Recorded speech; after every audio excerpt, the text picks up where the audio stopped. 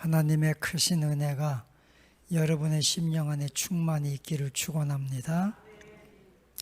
자, 우리 하나님 말씀 에베소서 5장입니다. 하나님의 말씀 에베소서 5장 우리가 8절 9절 두 절 말씀만, 우리가 지난번에 한 번 읽은 말씀인데 두 절 말씀만 우리 똑같이 다 함께 읽겠습니다. 8절 9절 8절입니다. 너희가 전에는 어두움이더니 이제는 주 안에서 빛이라. 빛의 자녀들처럼 행하라. 빛의 열매는 모든 착함과 의로움과 진실함에 있느니라. 아멘. 그 뒤로 가서 14절을 한 번 더 읽겠습니다. 14절 시작.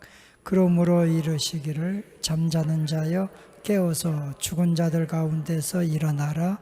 그리스도께서 너에게 비추이시리라 하셨느니라. 아멘. 할렐루야. 우리가 예수 믿고 구원받았어요. 구원받은 우리가 어떻게 살아야 되느냐.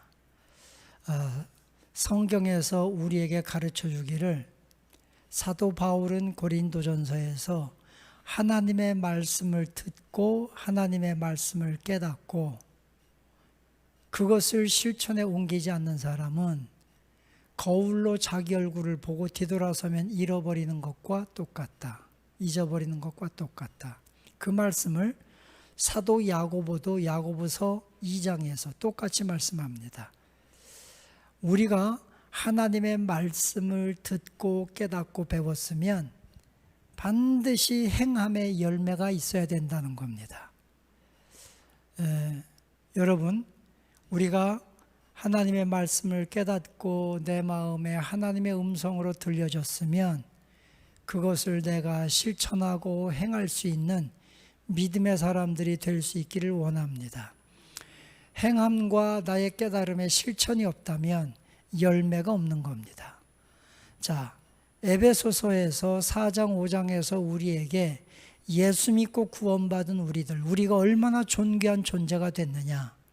우리는 하나님 나라를 상속받을 상속자가 되었다. 전에는 우리가 어두움이었고, 전에는 우리가 진노의 자녀였고, 전에는 우리가 소망이 전혀 없는 멸망의 어둠에 속한 자였더니 그리스도의 피로 우리가 구원받았고 하나님의 자녀가 되었고 하나님 나라를 상속받을 수 있는 상속자가 되었다. 그럼 상속자인 우리가 어떻게 살아가야 되느냐? 그 첫째로 하나됨을 이루어라. 우리는 하나가 되어야 된다. 세상이 교회를, 우리 성도들을 비난할 때 야, 니네는 사랑하라고 하더니 니네끼리 싸우냐? 니네 먼저 좀 하나가 되라. 이렇게 비난한다는 겁니다.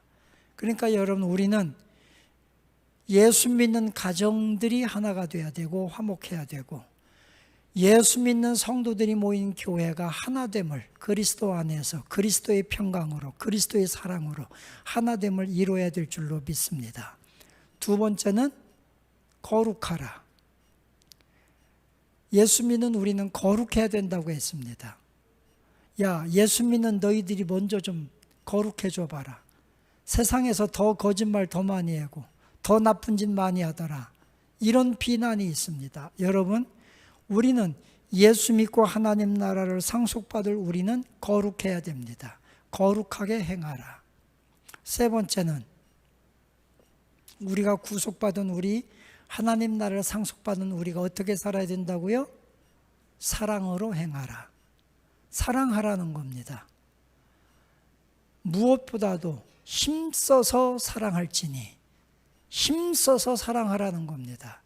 우리 사랑하는 성도 여러분들이요, 미움과 증오와 다툼은 다 십자가 아래 내려놓고 힘써서 사랑하는 성도 여러분들 되시기를 주님의 이름으로 축원합니다. 네 번째는 빛 가운데 행하라. 빛 가운데 살아라. 이것이 지난주, 이번 주 배우는 말씀입니다. 예수 믿는 우리는 이젠 더 이상 어두움이 아닙니다. 빛입니다. 그러므로 빛 가운데 행하라는 것입니다. 여러분, 어두움에 속한 자가 되지 말고 빛 가운데 속한 자들이 되시기를 축원합니다. 이런 행함의 열매가 있어야 돼요. 열매가 없으면 목사가 돼도 하나님 나라에 열매가 없어요. 축복이 없어요. 직분이 없는 평신도가 되어도 하나님 앞에 진실한 믿음을 가지고 열매를 맺으면 그가 하나님 나라의 가장 큰 자가 되는 거예요. 할렐루야. 어느 장로님께서 입신을 하셔서 하늘나라에 가셨답니다. 하나님 나라에 탁 부름받아서 갔는데 천사가 나오더니 하나님 나라를 쫙 보여주는데 얼마나 영광스러운지. 그 다음에 베드로가 오더니 지옥을 구경시켜 주는데 지옥이 얼마나 처참하든지 장로님이 야, 정말 예수 믿길 잘했다. 내가 세상에 살면서 예수 믿고 구원받고 천국 가길 잘했다. 막 그런 감사가 터져 나오더라는 거죠. 자, 지옥 다 구경시키더니 베드로가 예수님께서 당신을 만나기 원하십니다. 예수님에게로 인도하겠습니다. 인도해서 갔대요. 쭉 가는데 보니까 막 진짜 천국의 길바닥이 다 황금이더래요. 황금길을 거닐면서 막 가는데 가다 보니까 집들이 있는데 이 집들이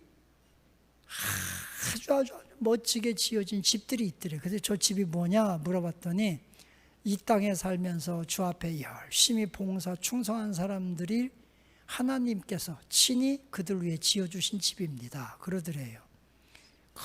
나도 저런 집이 있겠구나 하고서 쭉 따라갔대요. 갔는데 가다 보니까 예수님이 만나자고 했으니까 예수님 그 천국 문 앞에 예수님이 계신 곳에 이르렀는데 막 벗은발로 뛰어나와서 막 안아줄 줄 알았는데 예수님이 그냥 앉아 계시더래. 갔는데 그래서 예수님이 내가 왔는데 어떻게 막 벗은발로 뛰어나와서 안아주지 않을까? 그래 가만히 보니까 거기에 그 교회 다니던 집사님이 천국에 오셨더래. 얼마 전에 돌아가신 집사님이신데 그런데 그 집사님과 예수님이 큰 잔치를 베풀어 놓고 막 깔깔 웃으면서 그렇게 재미있게 대화를 하시더래요. 그런데 이 장로님이 가는데 예수님이 한번 힐끗 보더니 다시 그 집사님하고 얘기하더래. 그래서 서운해가지고 아니 예수님 제가 그래도 장로인데 왔는데 어떻게 벗은발로 뛰어나오진 않아도 어떻게 그럴 수가 있습니까? 그랬더니 야, 네 상은 저기에 차려놨으니까 저기 가서 먹어라 그러더래. 거기 가봤더니 짜장면 한 그릇에 닭강무 하나밖에 없더래. 그 집사님은 막 잔치를 베풀어 하는데 그래가지고 서운해가지고서 아니 어떻게 이럴 수가 있나, 내가 어떻게 충성하고 이럴 수가 있나 막 서운했대. 그래서 짜장면 놓고 기도하고 먹으려고 보니까 목사님이 생각나더래. 목사님. 그래서 예수님에게 물어봤대요. 우리 목사님은 어디에서 천군 천사들과 어디에서 뭘 하고 계시냐고. 우리 목사님 안 보이는데 우리 목사님 어디 계십니까? 물었더니 예수님이 그러시더래요. 니네 목사님은 지금 짜장면 배달 나갔다 그러시더래. 그나마 앉아서 짜장면이라도 먹을 수 있으면 다행이지. 제가 이렇게 말씀드리는 거는 목사가 중요한 게 아닙니다. 직분이 중요한 게 아닙니다. 하나님 앞에 빛된 열매를 맺는 것이 중요합니다. 여러분이 평신도든 여러분이 누구든 상관없습니다. 빛된 열매를 맺는 자가 하나님 나라의 큰 자입니다.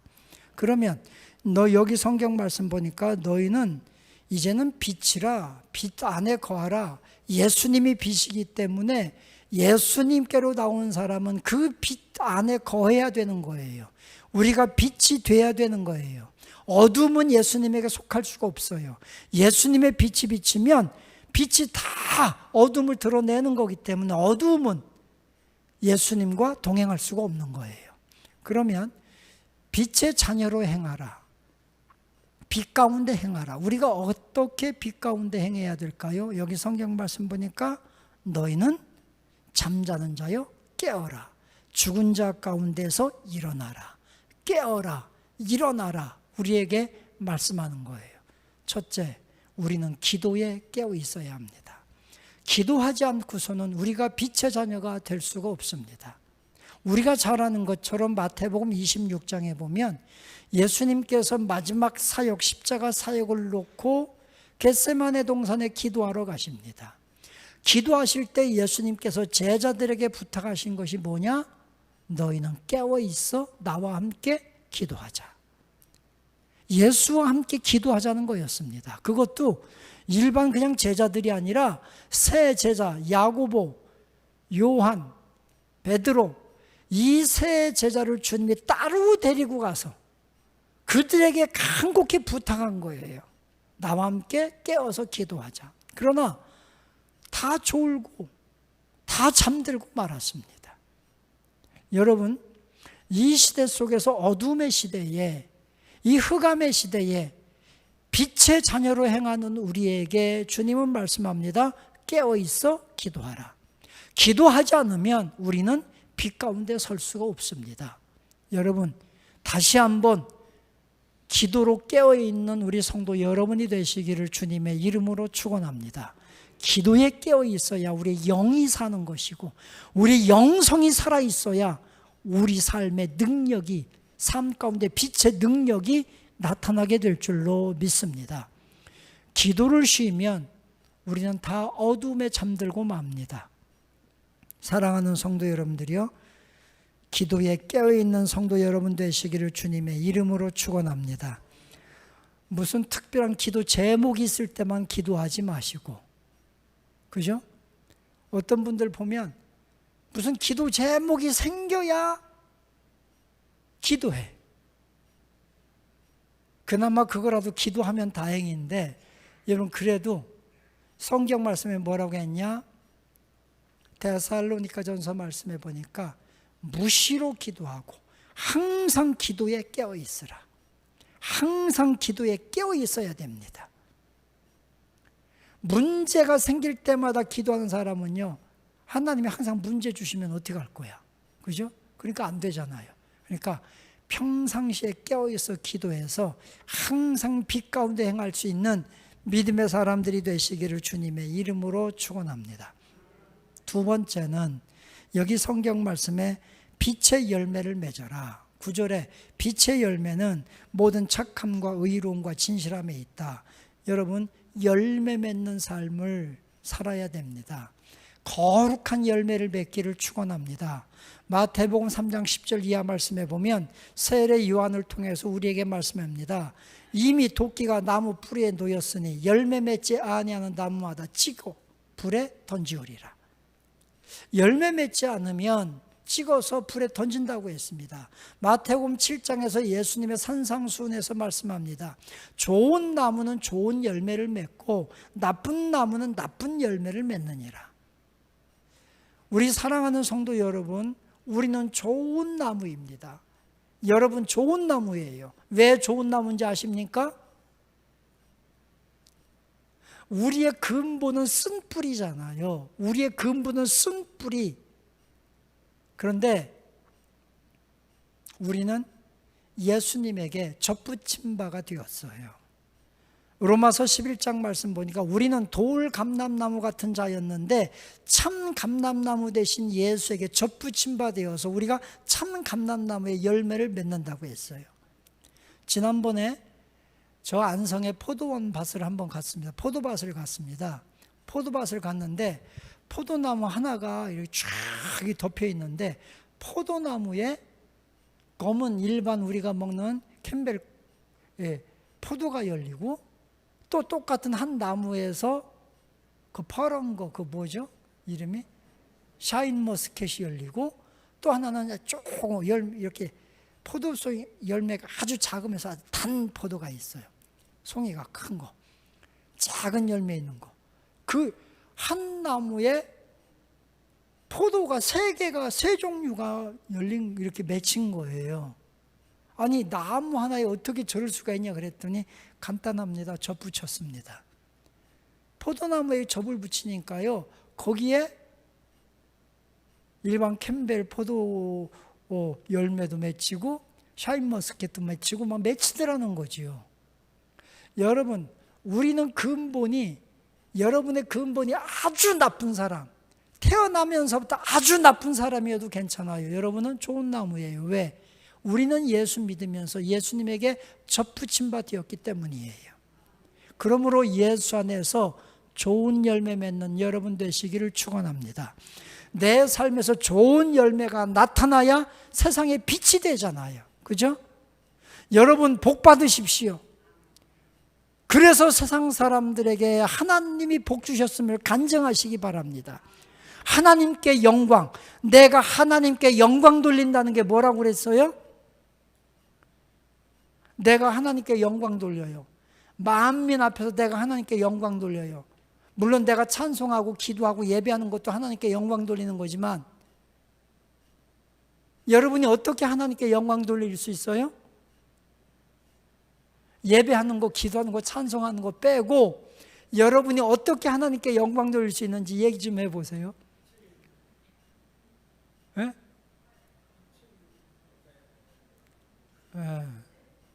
그러니까 눈치 빠른 분들은 오늘 설교 제목을 보고 금방 이렇게 하죠. 여러분, 빛의 열매를 통해서 하나님께 영광 돌리고, 빛의 열매는 어떻게 와요? 하나님이 복 주시는 거예요.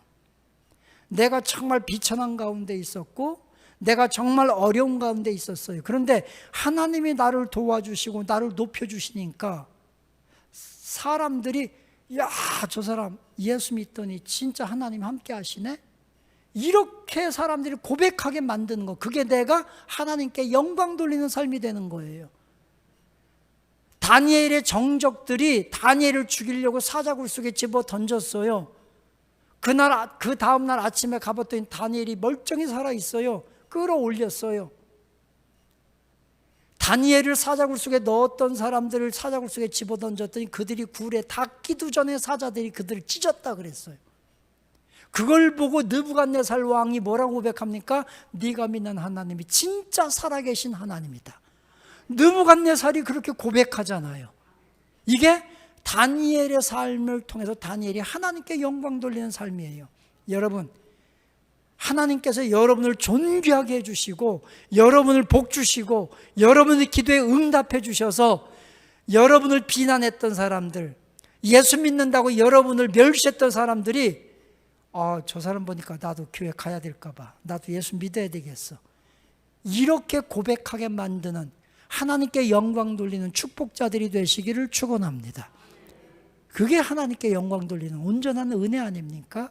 그러므로 사랑하는 성도 여러분들이요, 우리가 하나님 앞에서 진짜 내게 주신 하나님의 빛의 열매들을 통해서 하나님께 영광 돌릴 수 있도록 열매 맺는 성도 여러분 되시기를 축원합니다.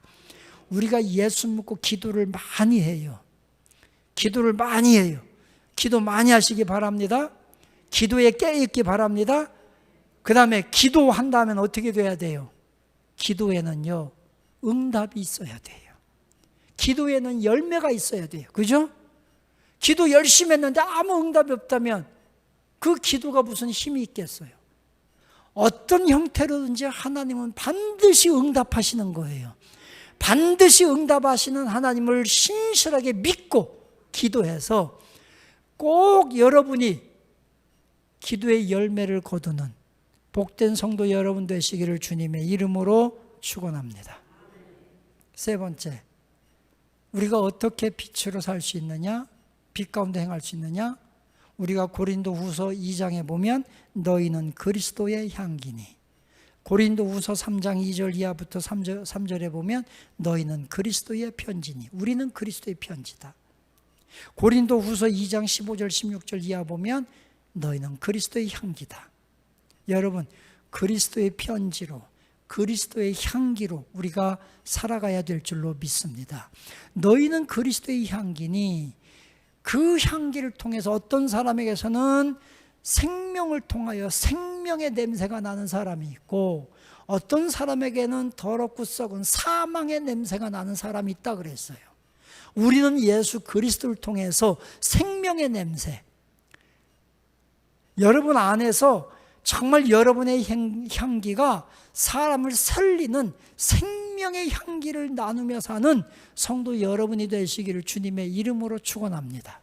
할렐루야. 요즘에는 편지통 보기가 어렵잖아요. 두렵잖아요. 편지 온 게 무서워. 왜냐면 다 고지서만 날라와. 이게 참 돈 내라는.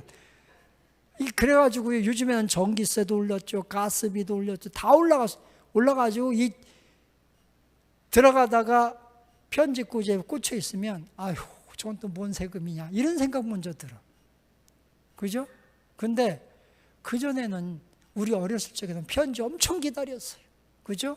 우체부 엄청 기다렸어요. 막 사랑하는 사람에게 편지를 쓰면 그거 답장 언제 오나. 저는 펜팔도 해봤어요. 펜팔 하고 나면 도대체 그 여자한테서 언제 편지 답장이 올까. 에? 제가 아내하고 연애 기간이 약 8년 정도가 되는데 만난 적은 별로 없어요.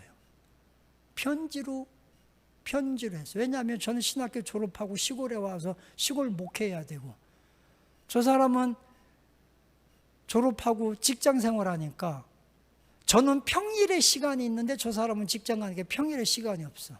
토요일 주일은 제가 엄청 바빠. 전도사니까.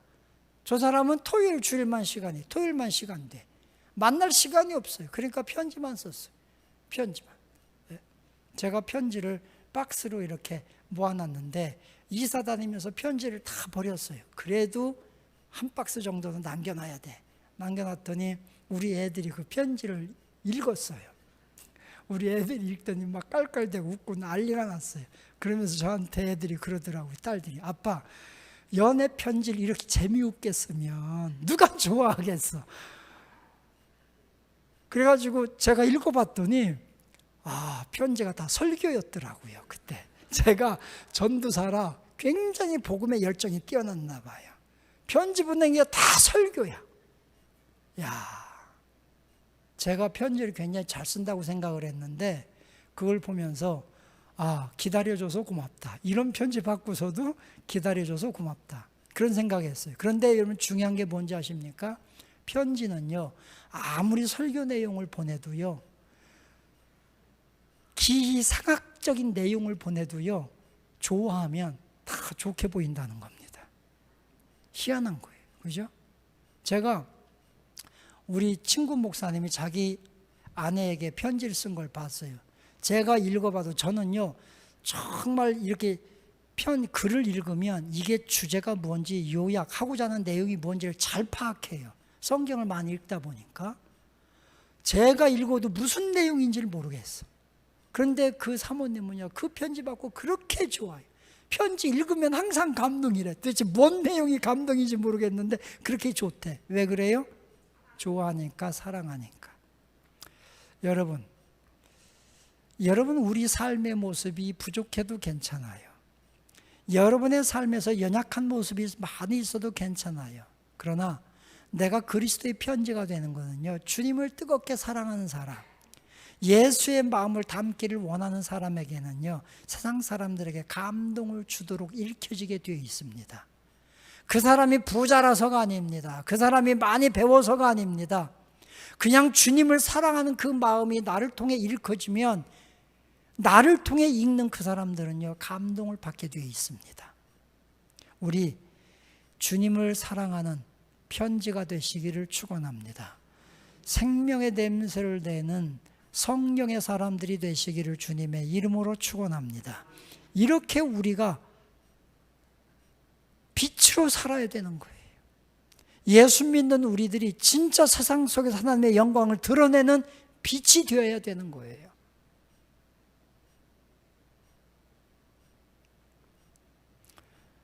저는 우리 생명수님께 성도 여러분들이 진짜 제가 자주 얘기하잖아요. 여러분의 인상이, 여러분의 얼굴빛이 굉장히 밝아요. 제가 강단에서 보면 여러분들 굉장히 얼굴이 빛나요. 제가 다른 데 가서 설교할 기회가 많은데 저 서울에 가서 설교해도요, 우리 교회 성도 여러분들처럼 얼굴이 빛나지가 않아요. 이런 때는 아멘 크게 하세요. 네? 진짜 그래요. 제가 늘 느끼는 거지만 우리 교회 와서 설교하면요, 우리 성도님들 얼굴이 정말 빛나요. 저 닮아서 그렇다고 저는 생각을 해요. 여러분 저를 닮아서 믿거나 말거나. 근데 제가 다른 교회 가서 설교할 때 정말 힘든 게 뭐냐면 얼굴이 굉장히 굳어 있어요. 경직되어 있어요. 힘들어요. 지난주에 우리 교회에서 목회자, 우리 광주지회 목사님들 원례회가 있어서 모임이 있었어요. 설교하시는 목사님이 이제 목사님들 웃게 하려고 웃기는 얘기를 했어요. 웃기는 얘기를 했는데 목사님들이 다 이러고서 한 명도 안 웃고 한 명도 안 웃고. 근데 제가 볼 때 웃기는 얘기를 안 웃기게 했어요. 굉장히 재미없게 했어요. 저도 웃기는 얘기를 잘 못하지만, 근데 한 명도 안 웃으니까 이 목사님 당황한 거야. 당황하더니 저를, 제가 이 강단 사회밖에 이 강단에 있었는데 저를 보면서 아무도 안 웃는데 어떡하죠? 그러더라고요, 저한테. 그래서 제가 웃어줬어요. 크게 웃어줬더니 그 목사님이 설교 끝나고 나중에 그러더라고요. 웃어줘서 고마워요. 웃긴 얘기를 했는데 아무도 안 웃어가지고 자기가 당황해가지고 너무 힘들었다고, 설교가 안 나왔다고 그러시더라고. 여러분, 우리 교회는 제가 웃기는 얘기를 재미있게 해도 여러분이 잘 웃어주니까 저는 참 감사해요. 여러분, 우리 이렇게 살아야 되는 거예요. 밝게 살아야 되는 거예요. 웃으며 살아야 되는 거예요. 이게 예수 믿는 사람들의 모습이에요. 할렐루야. 오늘도 세상 속에 빛으로 행하며 하나님께 영광 돌리는, 정말 여러분의 모든 삶 속에서 하나님의 영광이 드러나고 예수의 모습이 나타나는 빛 가운데 행하는 성도 여러분이 되시기를 주님의 이름으로 축원합니다. 할렐루야.